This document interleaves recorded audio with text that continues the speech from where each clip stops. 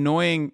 No, here's what I don't like, okay? People who are just rad libs who think that their politics are going to be fucking radical if they just claim to be anarchists while still basically saying the exact same shit that like any average Democrat believes in, okay? Or people who are just like really fucking distorted and anti-progress and have like a worldview that is otherwise perfectionist, that gets in the way of actual progress happening, and like people exhausting the current electoral machinations of the state. Okay.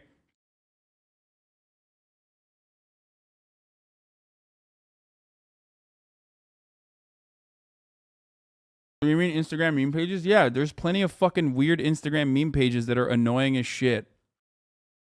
And they are liberals. They are rad libs for the most part.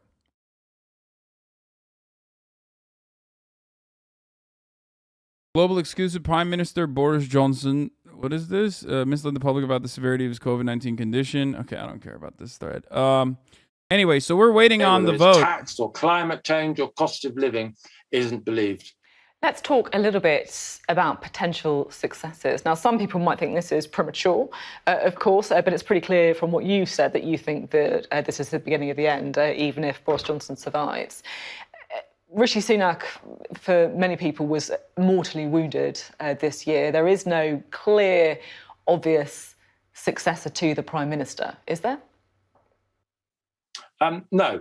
And I think if there was a clear successor, there would be no doubt about the outcome of this leadership race. I think we've agreed, Sophie, that a number of Tory MPs who publicly declared for the Prime Minister don't actually have faith in him. They are just waiting for an alternative unity candidate that they can back. I think once there is an alternative that's clear, I think they will back that person. Gun to my head, if you insisted that I name the sort of person who would win, I think you'd be looking at someone like the Education Secretary, Nadhim Zahawi.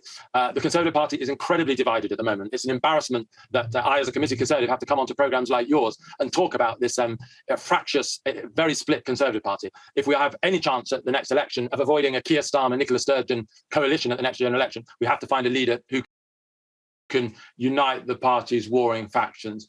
It will be someone who is supported on all sides of the Keir party. Starmer is like such a Nadhim feckless cunt. Zahawi, who will be able to unite the party. But don't ask me to bet more than a fiver on that outcome. But if that would be my best bet at the moment. That's a pretty small amount of money. It does perhaps say a little bit about the confidence in your prediction, I think, there.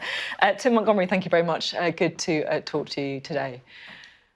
Well, you are now looking at live pictures from inside the 1922 committee meeting. Oi, bruv! This, of course, is where things were Bojo's taking back place. to get his fucking Tim comeuppance, Montgomery yeah? talking about it as a potential successor to Boris Johnson, and the room starting to That's fill up. fucking right, he's gonna get a fucking shanking, bruv. Wait for the results. After all the many years of his meat shanking. They run on time, of course, which they may. At least our schools are not a fucking shooting gallery. Confidence vote. Yes. And you'll remember that she survived it. She lost. She won 63% of the vote. She lost 37% of support. She didn't have a working majority, really. She had to rely on the confidence and supply of the DUP. So she's in a weaker position, if you like, as a Prime Minister than Boris Johnson is, in that he has a 79-seat majority. But you'll remember that she won that vote. 117 of her own MPs said that they didn't have the confidence in her. And then 6 months later, she had to resign because she just got caught in all of those votes in the Commons where the party hadn't managed to oust her, but they managed to do her in on the floor of the House. Instead, she had to stand down and pave the way for Johnson to go on and win that leadership election. Which I guess is a really useful thing to look at here, because if he does, of course, get to the 180 mark, which people expect him to, the Theresa May threshold, if you like, is 133 people voting against him, if you look at the percentages that you were just talking about. So I guess, in some ways, do you think that is a I'll be threshold? taking a fucking piss, yeah? I'll be back in a moment. My colleague Tom Rayner was just talking to me about this outside, and he he'd worked out that to do better than Theresa May or to level with Theresa May, Boris Johnson needs the support he needs less than 133 MPs to vote against him. Yes. So that's his threshold. Anything under that, then he will have bettered Theresa May in this particular confidence vote. So let's see where the numbers come in. And how do you think the confidence is among Boris Johnson's supporters? We spoke to Kit Malta's house. He said he thinks there's going to be a thumping victory, which I have to say, I thought that was really nailing his colours to the mast with this vote so imminent. Do you think that there's a bit of confidence among them? On both sides, whether it be rebels or allies, the one consensus in this riven party now, this very divided party, is that both sides think that the likelihood is Boris Johnson survives the vote. So this is the one thing amid all these divisions that everyone seems to agree on.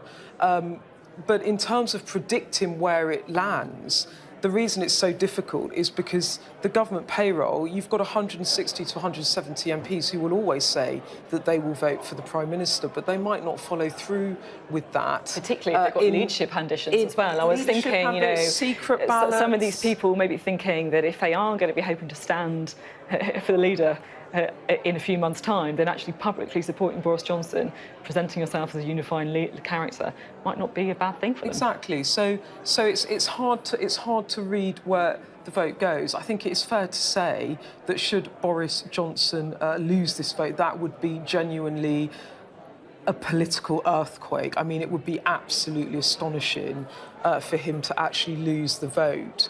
I think what people I'm gonna be honest. That could happen, though. I mean, I'm not ruling it out either. I'm just saying that it I'm would gonna be honest. A big. If the British people actually end up, if the Tories actually end up fucking pushing a vote of non-confidence for Boris, they literally are better than American politicians. Okay, because ultimately, this would not happen in America. There's no way that this would happen in America. They're less cucked than the American parties, which is crazy. Why is that guy so red? He's British, bro. A lot of inbreeding, okay? Especially among the elites.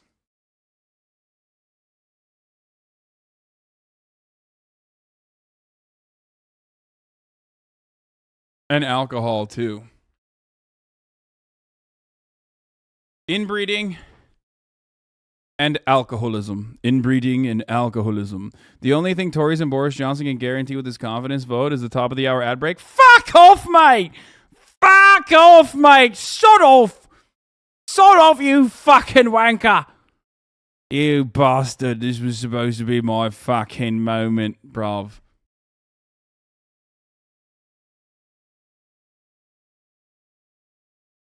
This was supposed to be my fucking moment. This Boulder Dash. Bastard. You fucking horse's ass. You diabolical. It's top of the fucking hour, mate. It's time for a 60-second ad break. If you no longer want to see those fucking ads, all you need to do is subscribe. You could do that for $5. You could do that for fucking free, you bastards. You could also do that by getting gifted a sub if you're lucky.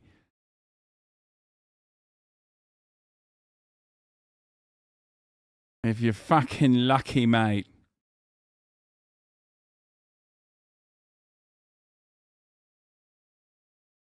Is an MP who's got a skin condition and got abused by other MPs and the media? There's articles about it on the BBC. Oh, dude, am I being ableist? Yeah, okay, so I was right. It's alcohol and inbreeding.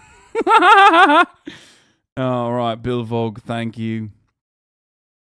Fucking thank you, mate. Thank you for the 10 gifted subs, allowing 10 people to no longer see the fucking ads, yeah. You're right. Addy Rockhart, thank you for the 5 gifted subs. Allowing 5 people to no longer see the fucking ads, mate. Is the fucking 1 minute ad break now. Here's the 1 minute ad break now. Do a Liverpool accent. I can't do Liverpool, dude. I love it, but I can't. Liverpool. I'm not a Tory. I'm a Scouser. Not a fucking Tory. And Widdicombe accent now. Yes. Yes, it's very nice. Oh, isn't it? Indubitably. Which kind of governs the rules of the Conservative Yes, this sacred party. hallowed halls of Parliament will once again arise. Boris Johnson has left an absolutely terrible mark on this Parliament.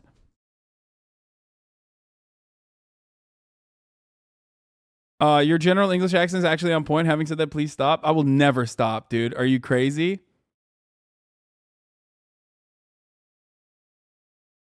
Ask Patty what he thinks about Georgians and immigration. Yes, bro. Yes, I know, dude. Yes, Patty is fucking racist, dude. Yeah, I'm shocked. That's crazy. That's crazy that he's racist, bro. That's you fucking nailed it. Like, I know he is.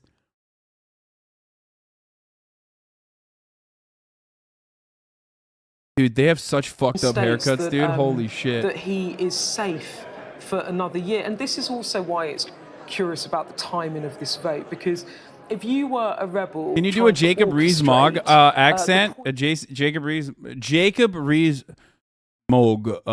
Yes, of course. Delightful. Very similar to the Boris type.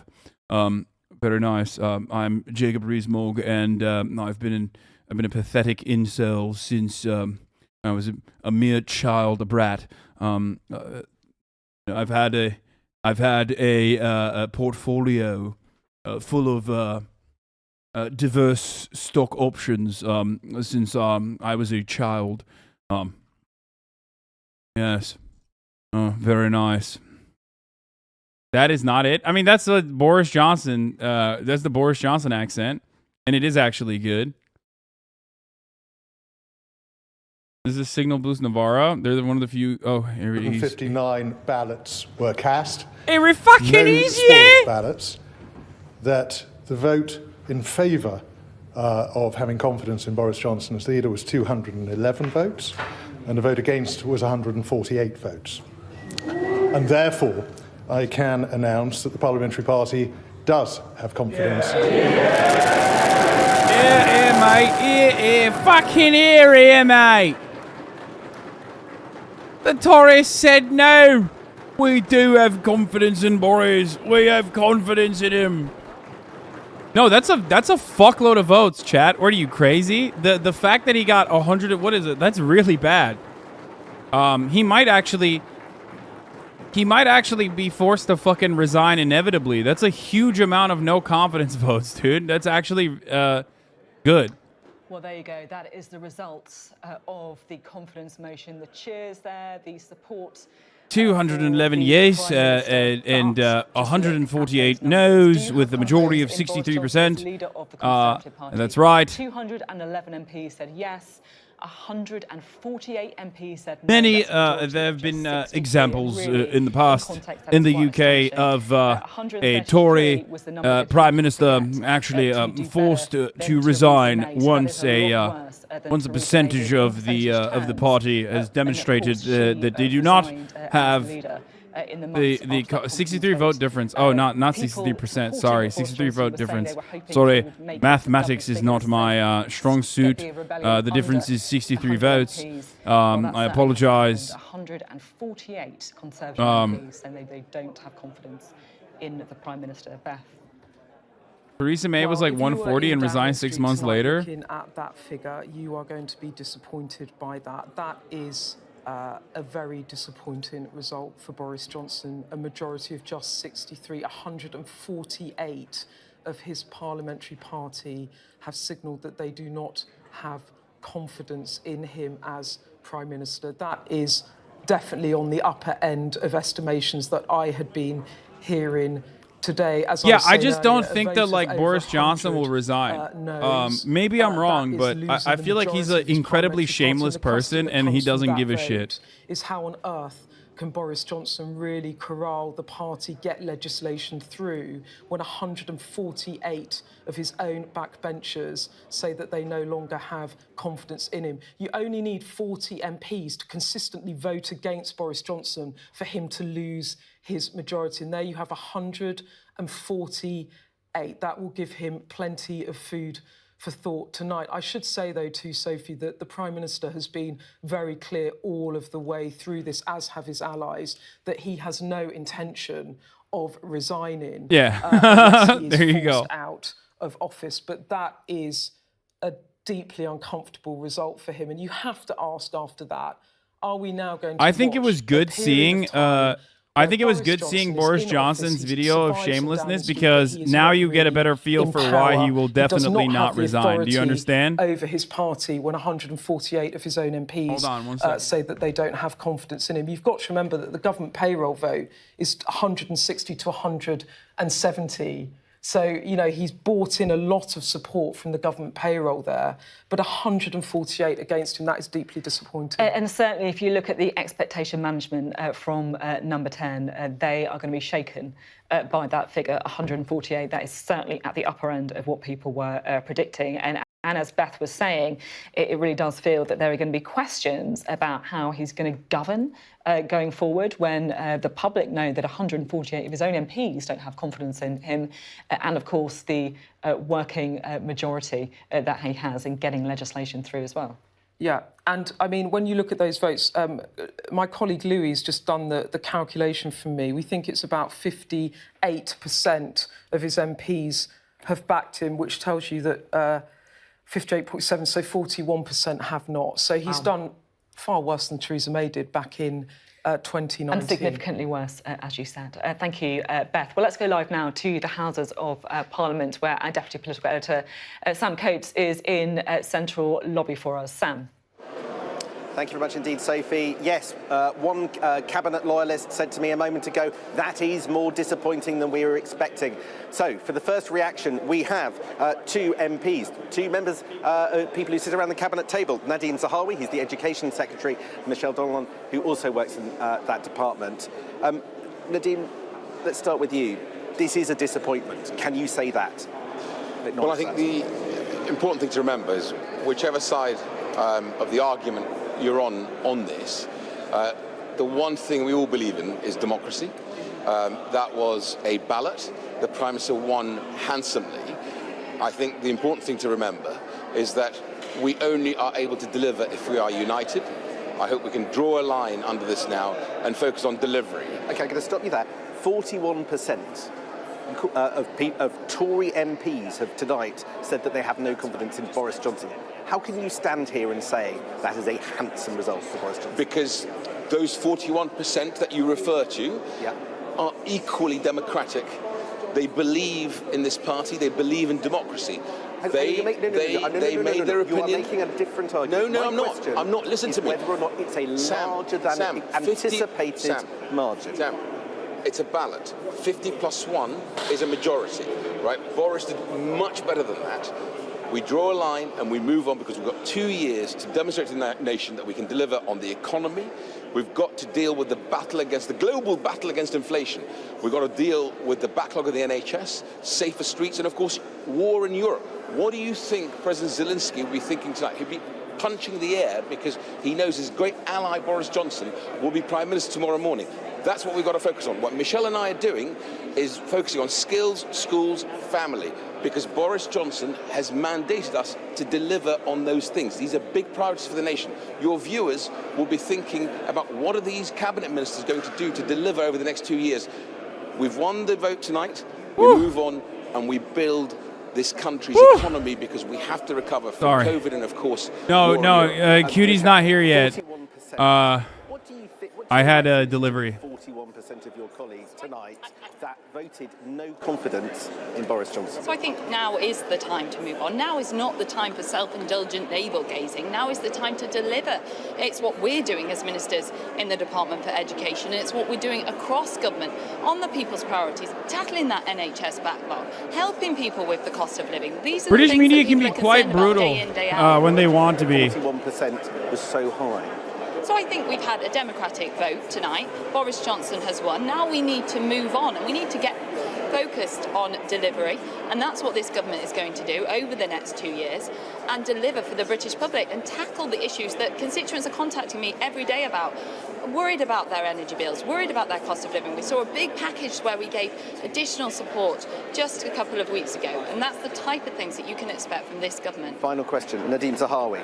Do you really expect all of that 41%, that 200, that 148 strong bunch of Tory MP rebels against the Prime Minister to now shut up and get on with supporting the Prime Minister? You're in for a protracted period of Tory civil war, aren't you? What I expect from my Protracted colleagues, Tory civil which war. I know they believe in. Right? I've spoken to pretty much all of my colleagues, is democracy. Right? We know we have a constitution in the party. We've exercised that today. I hope we can now draw a line against all the speculation from the media and the rest of the sort of the Twitterati and everyone else, and focus on delivery. All of my colleagues, whichever way they voted, know that we win the election when we are united. People don't vote for divided parties. That's my message. We're Democrats above everything else. And I think you'll find Boris every is colleague, technically even those who less voted popular against than Prime Minister Theresa tonight, May. will agree with that statement. Thank you very much indeed, Nadhim Zahawi. So there you have it, Sophie. The first reaction out of the blocks is that Boris Johnson has won handsomely, even though 148 Twitterati. Tory MPs voted tonight that they have no confidence in Boris.